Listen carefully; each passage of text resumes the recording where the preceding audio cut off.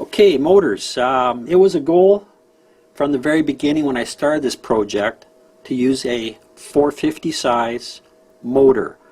Now, to adapt that, I had to design a new motor mount. Because the new motor uses a smaller bolt pattern, this is the design I came up with. This is the original 380, and the bolt pattern here for the motors, these motors are a little bit larger.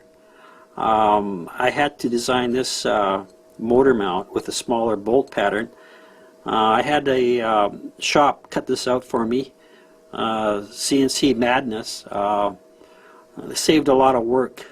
I could make this myself, but it would just take too much time, so I want to thank those guys for cutting this out for me.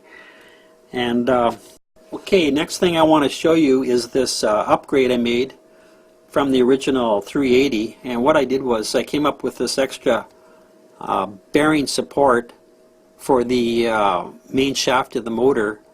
What this does is it helps reduce the amount of load on the motor bearings, because you have a lot of tension on this drive belt.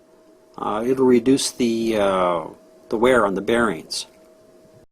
Okay, the reason I added that extra bearing plate for the motor shaft was once you tighten up this belt to the main pulley, it puts a lot of load on the motor bearings, especially this bearing here. And I don't know if you guys have ever replaced motor bearings, but it's a real pain in the ass.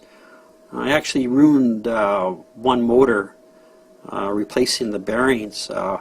So I think with that extra bearing plate in the bottom, it'll help support the main shaft and reduce the load on the motor bearings. Okay, motor choices. There was a couple options.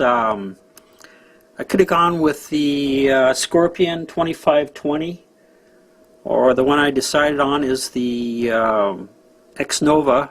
This one here is a 2618 and 1360 kV. So this is a little higher kV than the motors they're using on the 380.